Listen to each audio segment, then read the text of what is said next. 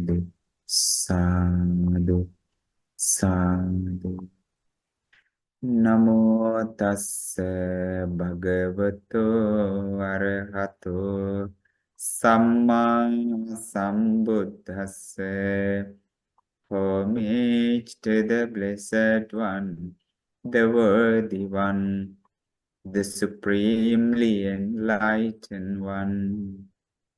Sadhu, sadhu, sadhu. Homage to my most venerable Guru Bhakti.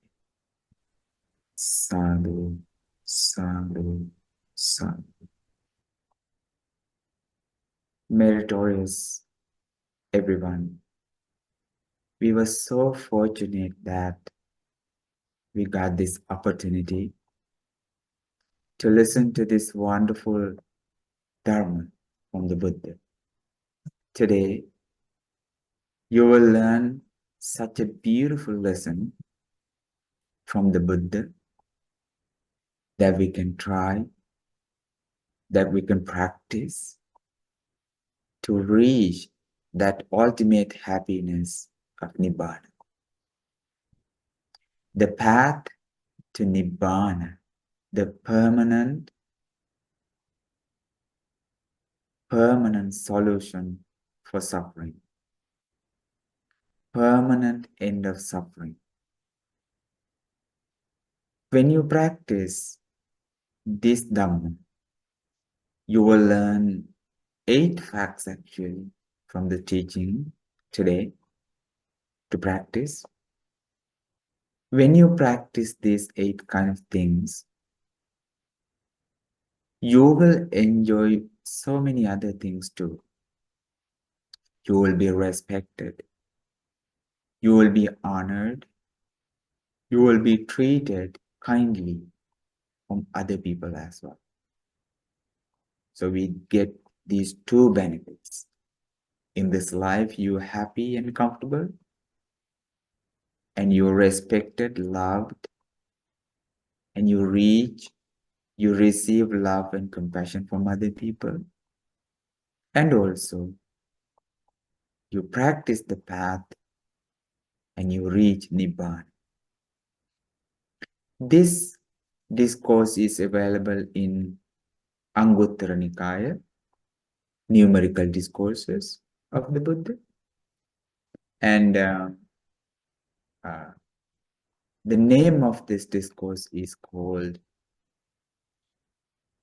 Ādhibrahmacariyapaññāsutta. The discourse is available in the group of 8, the chapter, because there are 8 facts in the sutta described by the Buddha for you. Ādhibrahmacariyapaññāsutta.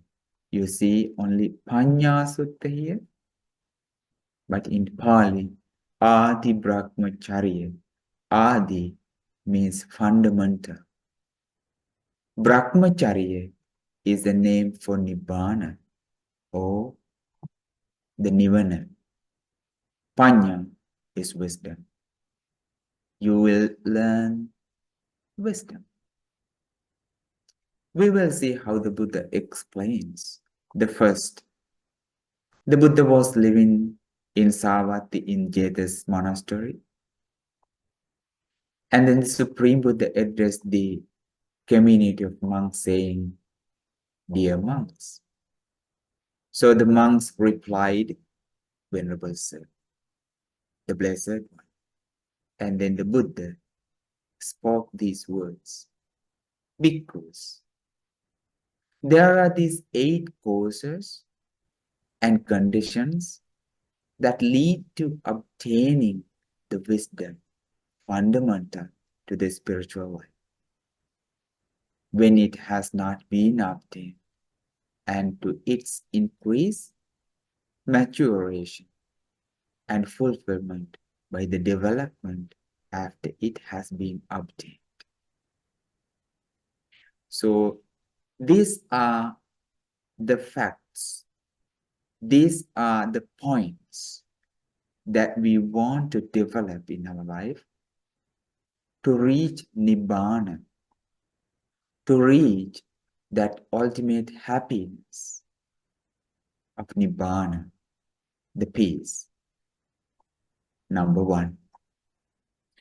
Here a bhikkhu lives in dependence on the teacher or on a certain fellow monk in the position of a teacher, toward whom he has set up a keen sense of moral shame and moral dread, affection and reverence.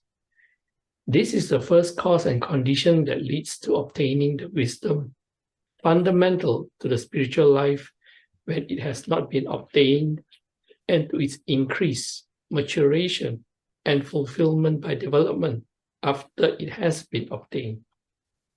You remember the first quality that we should practice to develop? We should have the teacher. Our teacher is the Buddha, our refuge. When you have the teacher, you develop your deep respect, deep shraddha, deep reverence to our great teacher. You believe in the wisdom of the Buddha. This is the first fundamental thing if you need that path to practice. You believe in the wisdom of the Buddha. You have that deep respect. Or you have a fellow monk that you consider as your teacher, who gives you the pure teachings of the Buddha. He shares and he teaches you the original word of the Supreme Buddha to you to practice. So you have a deep respect to that Bhante, maybe the Kalyana Mitta. With that deep respect in your heart, you develop two things.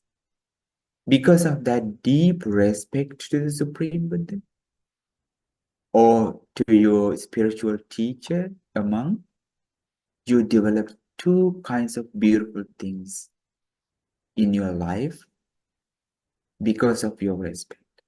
Number one is moral shame. Hiri.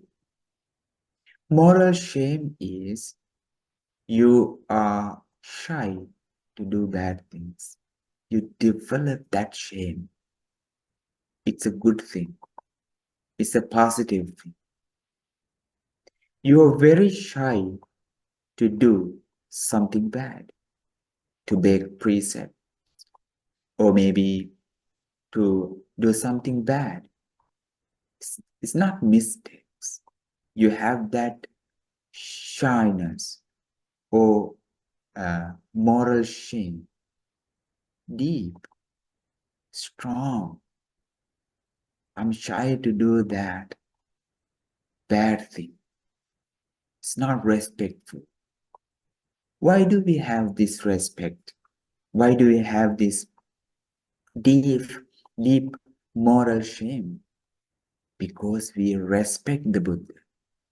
Because we respect the spiritual teacher, the Bhante, the monk, who gives this wonderful, pure Dharma of the Supreme Buddha. And then the second thing you develop, because of the respect to the Buddha, is moral fear. Fear of wrongdoing. Fear of shame, fear of wrongdoing. These are the two things. You have that fear to do something bad, to break a precept. Why do we fear to do something bad? For example, if someone develops the fear of wrongdoing, he is away from bad karma.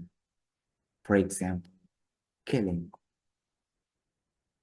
If we have maybe insects in your house, maybe mice, or maybe whatever, we have that fear to kill them, even a mosquito. Why do we have this? Because we know that the Supreme Buddha preached killing is bad karma. Bad karma leads you to suffering. Because I fear of that suffering, I fear of wrongdoing. I fear of breaking precepts. I fear of speaking something bad because that bad karma is very strong that gives you so much of suffering. This is the first thing that you develop in your life when you develop your path to Nibbana. Remember the first one? You have that deep respect in the Supreme Buddha or the teacher who teaches the original Dharma of the Supreme Buddha. Remember the first quality of the Brahmacharya? Brahmacharya is the Nibbana. Adi is the fundamental, the deep respect. The Buddha is the most wonderful person who preaches this very intelligent Dharma you to practice. As he is living in dependence on the teacher or on a certain fellow monk in the position of a teacher, toward whom he has set up keen sense of moral shame and moral dread, affection and reverence, he approaches them from time to time and inquires, "How is it, Bhante? What is the meaning of this?"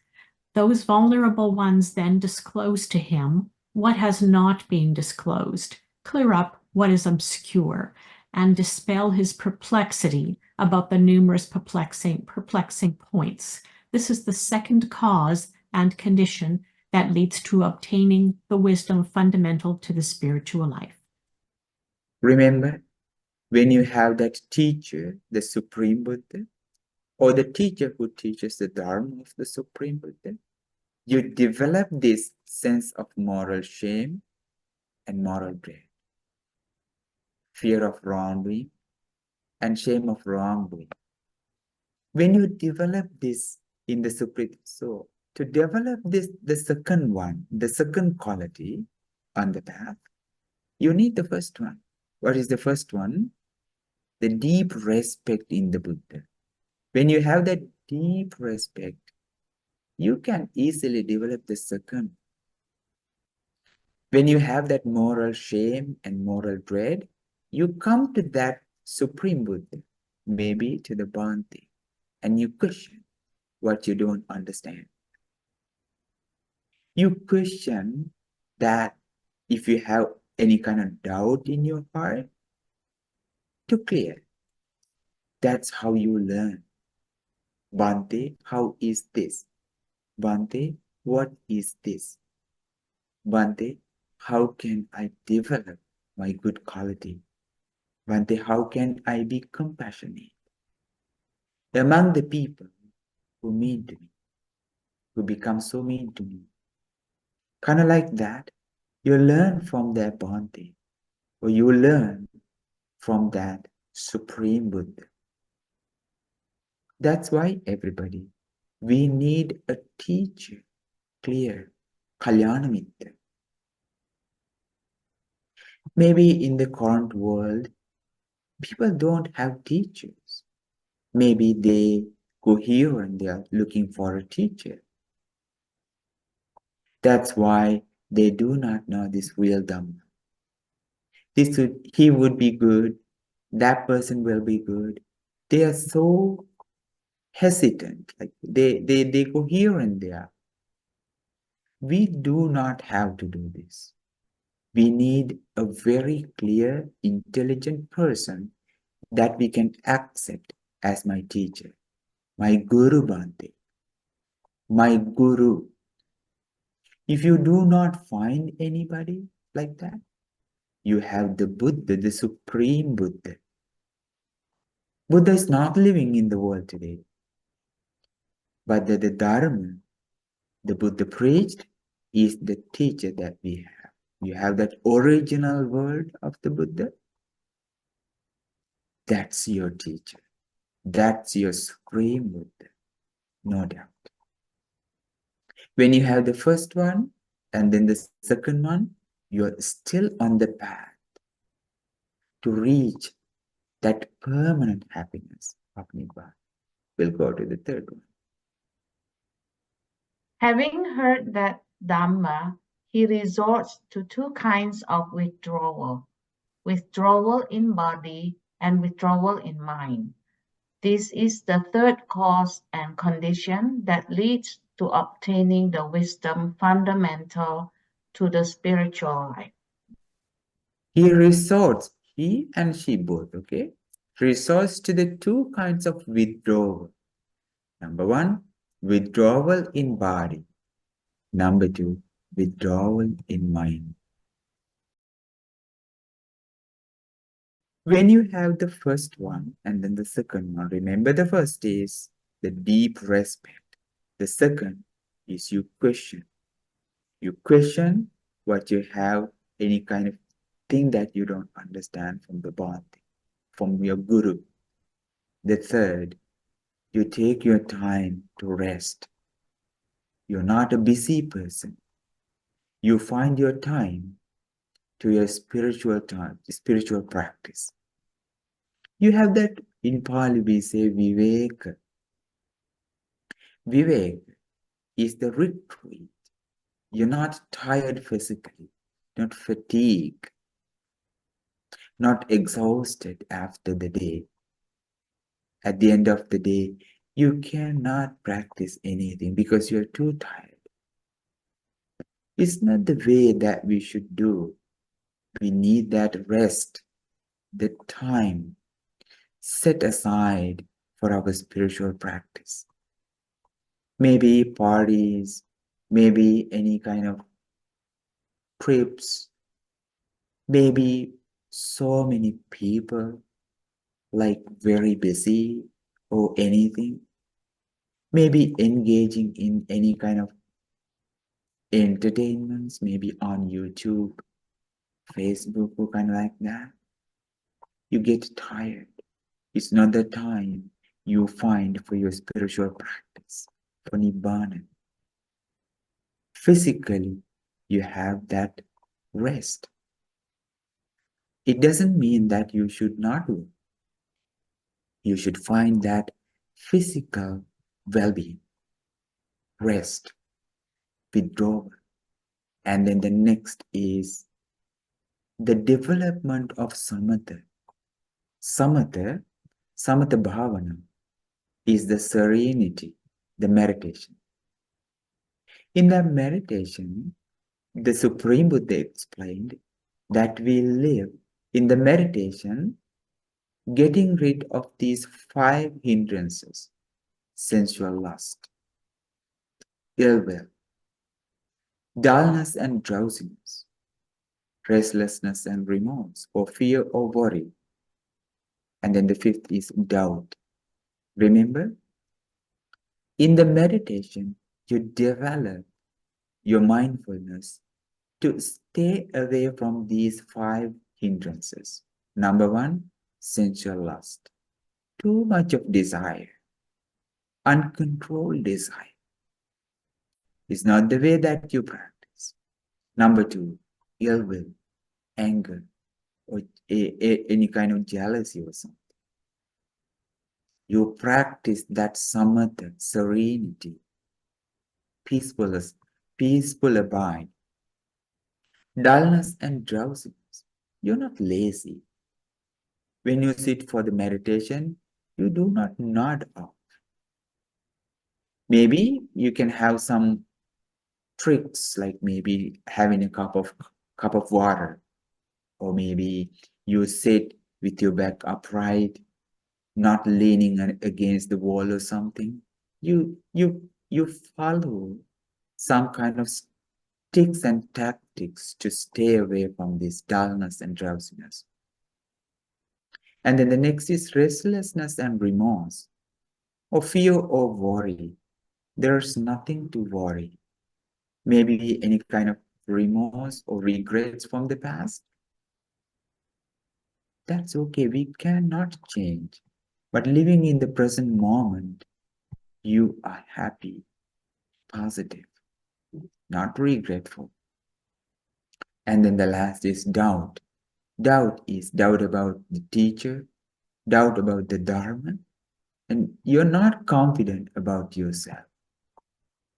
You're not giving a good feeling to yourself. I'm not good enough. I'm not good enough or something like that. This is a hindrance. In the meditation, for example, loving kindness, you enjoy that meditation. You develop the sense of kindness towards yourself and to others. In this meditation, you develop your samatha, serenity. Maybe the Buddhanussati, recollection, the qualities of the Supreme Buddha, or any kind of calm and peaceful meditation you do practice. This is the third thing, the third one that you should do this to reach that Nibbana, to develop your path to Nibbana, undeveloped path to Nibbana.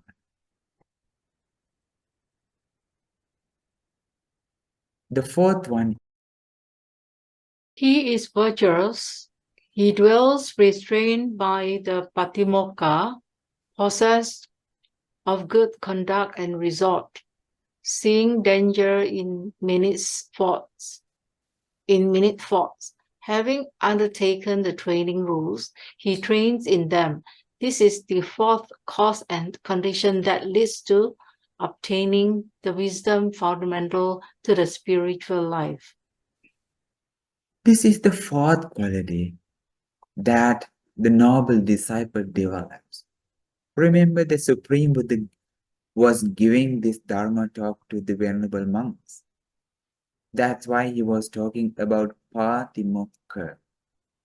Patimokka is the code of monastic code. If he is higher ordinated monk, he has 227 precepts like that. As a layperson, you have 5. When you take 8 Uposatha precepts, you have that.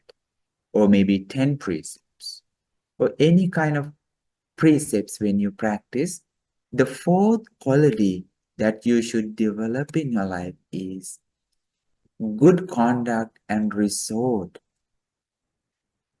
Becoming virtuous, moral conduct, no killing, no stealing, very strongly, no sexual misconduct, no lying, no, you have a very trustworthy life, and no drugs, no alcohol, no any kind of intoxicants.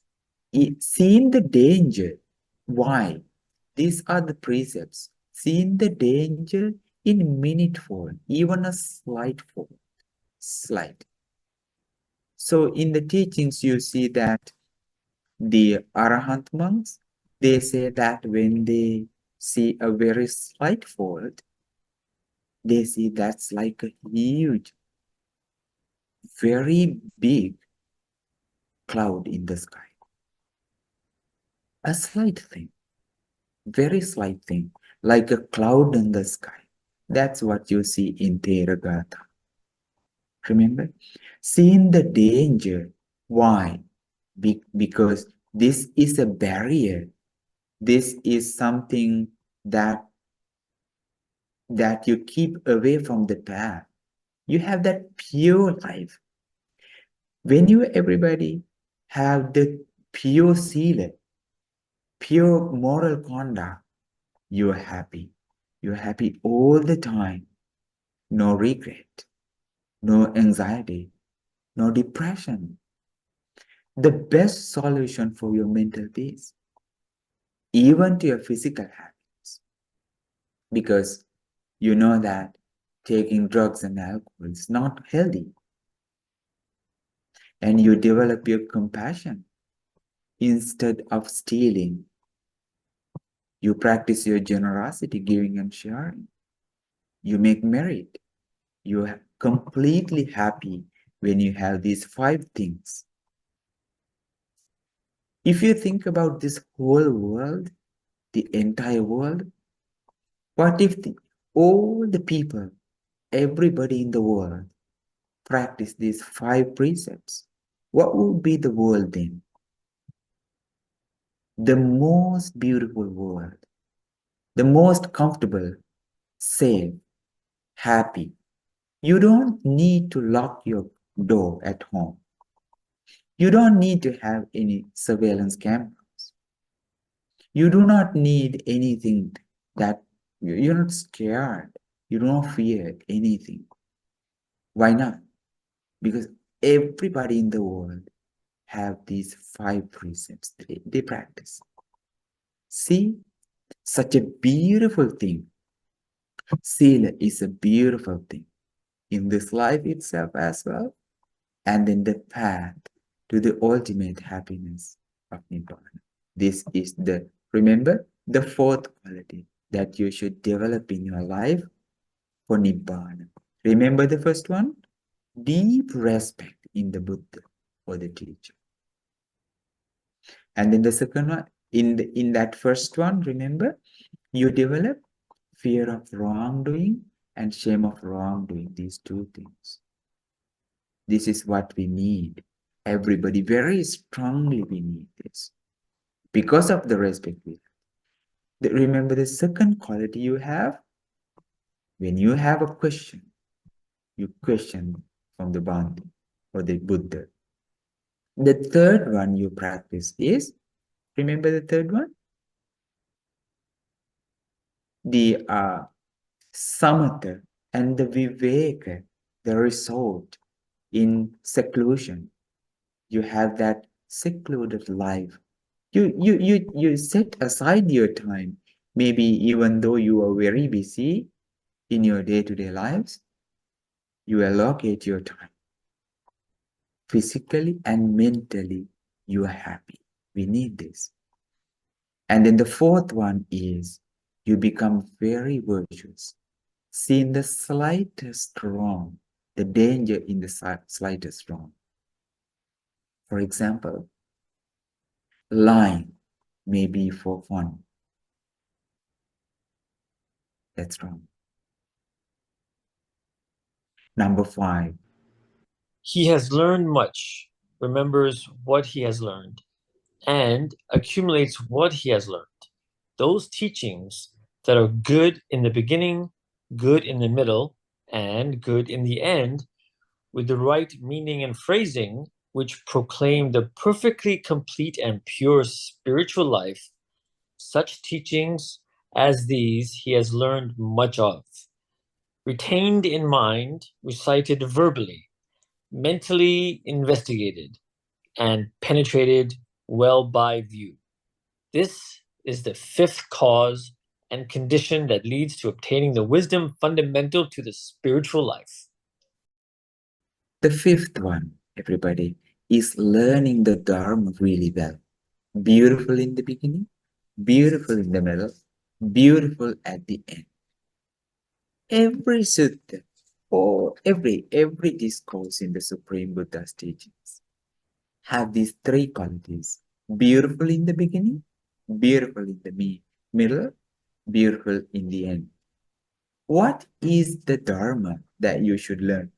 What kind of Dharma? Dharma, number 1, Satara Satipatthana, 4 establishments of mindfulness. Satara Satipatthana Sutta, establishments of mindfulness. You learn the first thing, Kayanupassana, the mindfulness about the body. Vedananupassana, the mindfulness about the feelings. Chittanupassana, the mindfulness about the mind. Dhammanupassana, the mindfulness about the Dharma. Satara Iddhipada. Iddhipada are the psychic power. So in that way, the Buddha said, Chanda Iddhipada. Chanda is the the determination, your desire. You have that desire to learn this Dhamma. Viriya Iddhipada, the effort. Chitta Iddhipada, the determination to learn, to practice. And Vimamsa Iddhipada is the investigation of Dhamma. You have that Dhamma knowledge and you investigate. You take them into wise consideration. You think accordingly what you have learned.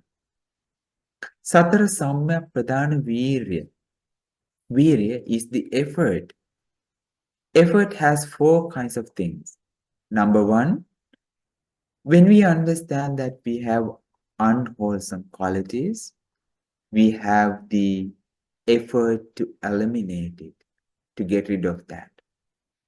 When we understand the second, that we have not any unwholesome qualities, we prevent them. We get effort to prevent them.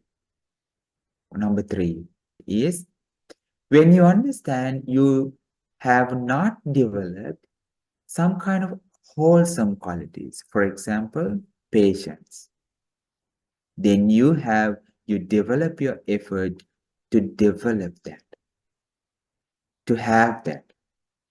And then the 4th effort is, when you understand you already have that good quality, that wholesome quality, but not developed, then you take your effort to develop this. This is called virya or effort. Virya basically has 2 sides, unwholesome, wholesome. When you have unwholesome things, you have virya to abandon them. When you have wholesome things, you take effort to develop them. This is called virya. And pancha indriya, Shraddha, the faith. Indriya means the faculties. Shraddha, faculty. Faith as a faculty. Faculty? It's like your eye. It's like your ear, your nose. Respect as a faculty. Respect as your eye, as your ear. It's like something internal. And then the virya as a faculty. Virya is the effort. It's like your eye, something in your body. And sati is the mindfulness. You have that mindfulness like a faculty in you, like your hand, like your eye, inside. And samadhi is the concentration. Concentration is the deep absorption in the meditation. You develop to have that. From samatha and from your viveka, remember that from the meditation, you develop samadhi, concentration, like a faculty. And paññā is the wisdom. Wisdom as a faculty, as your eye, as your ear, as your tongue. It's like a faculty. This is dharma. And panchabala, the powers. Powers are the same, Shraddha, kind of like that. Sapta bojjhanga and Arya Ashtanga Marga. Bojjhanga are the enlightenment factors. Arya Ashtanga Marga, the Noble Eightfold Path. You learn about this beautiful Dhamma. This is beautiful in the beginning, beautiful in the middle, beautiful in the end. Remember, the 5th quality is the knowledge of Dhamma. You learn very clearly, not like any kind of experiences from other people. So, for example, like somebody says that, oh, I have this kind of concentration with me. Come to me and I will teach you the concentration like that. This is the way that we should practice or something. This is wrong. This is not the real knowledge of Dhamma. Then how do we develop that knowledge of Dhamma? Reading the original word of the Buddha or listening to the original word of the Buddha. Like this. This is the 5th quality. Number 6. He has aroused energy for abandoning unwholesome qualities and acquiring wholesome qualities. He is strong, firm in exertion, not casting off the duties of cultivating wholesome qualities. This is the sixth cause and condition that leads to obtaining the wisdom fundamental to the spiritual life. So remember, again, we are talking about the energy or effort, virya, we say. Abandoning of unwholesome qualities and acquiring the wholesome qualities. These two things, first two things. This is the sixth quality of our body that we should practice, that we should develop in the path to reach Nibbana. Clearly, we should understand, yes, I have this kind of bad quality in my life. For example, I get angry easily. It's not good, it's unwholesome. Effort. How do we get effort to abandon? Metta, loving kindness. Compassion. Equanimity. Mudita, altruistic joy you develop. You understand that you have a kind of very painful thing called jealousy. You practice your equanimity. You practice your altruistic joy, mudita. You have that compassion. Kind of like that. Maybe you fear a lot. You read this Dhamma, you practice, you develop your Shraddha in the Supreme Buddha. You have a beautiful chanting, a Vandana, kind of like a meditation. You practice 5 precepts. This is, everybody, the effort. We all need to do this because we have unwholesome qualities to abandon and wholesome qualities to develop if we need that permanent freedom from suffering. This is the 5th. This is the 6th. Let's go to the 7th. In the midst of the Sangha, he does not engage in rambling and pointless talk.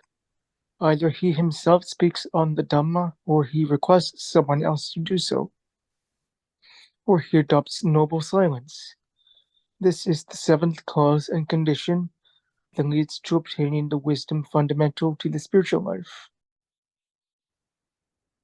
So the Buddha said to Venerable Nandaka the Bhante, Sannipati Nambo Nandaka Dvayam Karaniya. Dvayam, 2 things.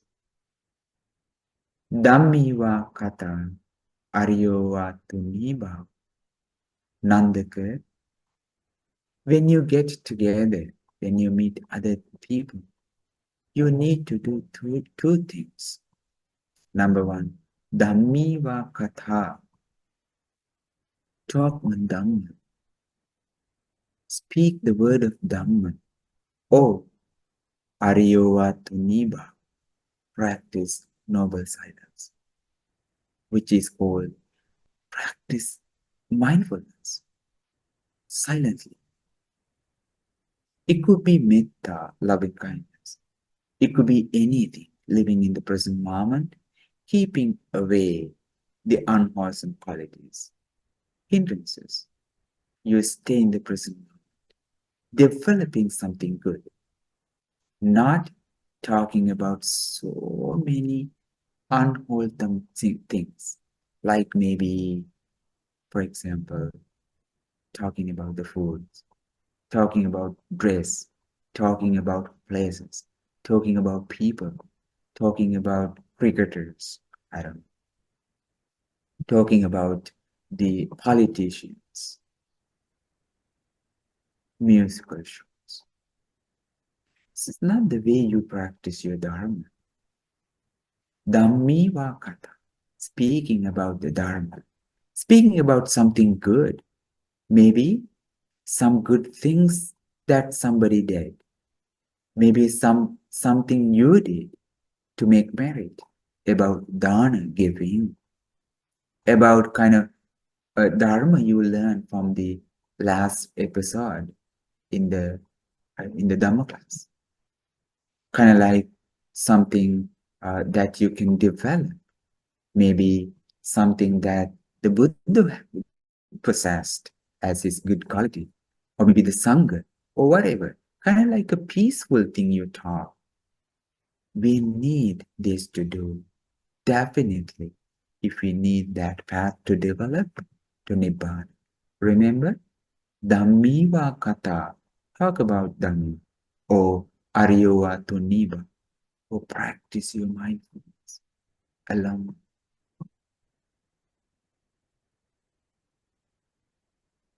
This is everybody is the seventh quality for Nibbana. 8, the last. This is everybody all about the Vipassana, the insightful part of the Dharma. It dwells contemplating arising and vanishing in the 5 aggregates subject to clinging. Such is form, such its origin, such its passing away, such is feeling, such is perception, such are volitional activities, such is consciousness, such its origin, such its passing away.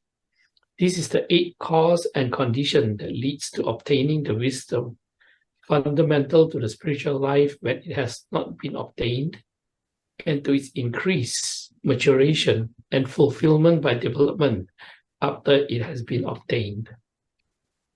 Pancha Upadana Kanda, 5 aggregates of clinging, 5 aggregates subject to clinging. There are 5 things that we consider as life. Number 1 is called Rupa. Rupa is the physical body. Vedana is the feeling. Sanya is perception. Sankhara is the volitional formation. Vijnana is the consciousness. These 5 things are called Pancha Upadana Kanda, or 5 aggregates of clinging. So as a good person who learns this Dharma from the Buddha, you have a very clear knowledge about these 5 aggregates of clinging. This is something that subject to the causality, cause and effect. This is the life. From life, after life, we are born, we die, we go, as we are creating our samsara. What is the physical form? When you understand these 5 things, remember the 5 things again. The form, physical form. Such is form. Such is the feeling. Excuse me. Form. Our feeling is the Vedana. Such is perception, such is volitional, such are volitional activities, which is like the thoughts or making karma, and then the consciousnness. This is the origin of the form. The origin of the form, the physical body, is the thing that was originated by ahara, the nutriments. And then the feeling, what is feeling? There are 3 types of feeling: pleasant feeling, neutral feeling, and painful feeling. Perception is the thing that we recognize from our, perceive with our eye. Because of the eye, and then the form, and then the consciousness meeting together, we perceive. We perceive the sounds because of the eye, because of the ear, the sounds, and then the consciousness meeting together, which is called sparsha or phassa, or the contact. We perceive. And then the volitional formations, volitional activities. Rupam rupataya sankatang abhisankaranti ti sankhara. This is sankhara in Pali. So, rupa, we think about this body, and we create a physical body to our next life with the thoughts. Vedanam vedanathaya sankatang abhisankaranti iti sankara. Feelings. Because of the feelings, we create another feeling with the thoughts for the future. Sanya, the perception. We think about perceptions and we create some other perceptions for the future with the thoughts, with the karma. And then vijnana, the consciousness. We create consciousness with the thoughts because of the consciousness. This is actually a deep part of the teachings of Dharma about this life, 5 aggregates subject to king Rupa, Vedana, Sanya, Sankara, Vijnana. As a noble disciple, they think about these 5 aggregates of clinging as they are impermanent, subject to change. This physical body is subject to change, subject to destruction. Feelings, they come, they vanish. All the time, they become otherwise. It's very impermanent, very temporal. Perception, very quickly it changes. Volitional formations, they are very changeable, very quick, very fast. They become otherwise. Consciousness is the same. Consciousness is arisen in the eye, and it becomes otherwise. In the ear, it becomes otherwise and changes. Impermanence. When you see the impermanence of these 5 things, as a noble disciple, wise of the Supreme Buddha and intelligent, you think this impermanence in every way, and you consider this form is not me, not mine, not myself. From the Buddha, you know this physical body is not me. Why? Why not? Because this is not under my control. It changes. I cannot stop. You develop your wisdom to understand. Feelings may be pleasant, may be painful, may be neutral. They come, then they go. Very impermanent. As a good person, intelligent and wise, you think this feeling is impermanent. Because of this impermanence, it's not me, not mine, not myself. I cannot stop the change. You develop your wisdom to understand the perception, and then the volitional formations, and then the consciousness. Impermanent, not me, not mine, not myself. When you develop this practice, learning the Dharma from the Buddha, you are treading your path to Nibbana. You're developing your path to Nibbana, to the permanent freedom from suffering. We learn this Dharma to practice, to understand. We learn this Dharma to practice, to realize, to reach that level of Nibbana. So these are the 8 things from the Buddha in the Ādhibrahmacariyapaññāsutta. When you have these 8 things, the Buddha said, his fellow monks esteem him thus. This venerable one lives in independence on the teacher or on a certain fellow monk. In that position of a teacher towards who he has set up a keen sense of moral shame and moral dread, affection and reverence. This venerable one surely knows and sees this quality leads to affection, respect, esteem, accord, and unity. When you have this first quality, remember the respect to the Buddha, you receive respect from other people. They accept you as a spiritual, pure person. The second is the same. You receive love and affection from other people. The third, the fourth. What's the third one? You meditate.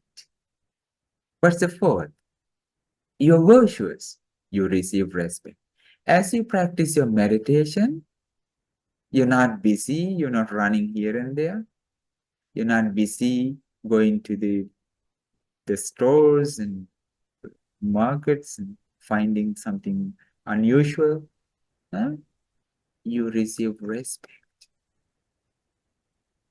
The fourth, you become virtuous and you receive respect from other people. And you know the Dharma really well and you receive respect. And then the sixth one, you have that effort to abandon unwholesome and to develop wholesome. You receive respect. The seventh one, when you go to Sangha, you do, or maybe to a group of other people, you do not speak anything unbeneficial. You speak only the Dharma, or only you practice your mindfulness. And then the last one, you develop your insight practice according to the 5 aggregates of clinging, as they are impermanent, not me, not mine, not myself. Then you receive respect. These bhikkhus are the 8 causes and conditions that lead to obtain the wisdom fundamental to the spiritual life when it has not been obtained, and to its increased maturation and fulfillment by the development after it has been obtained. May this wonderful Dharma be very, very supportive and helpful for you to practice to reach that ultimate happiness of Nibbana.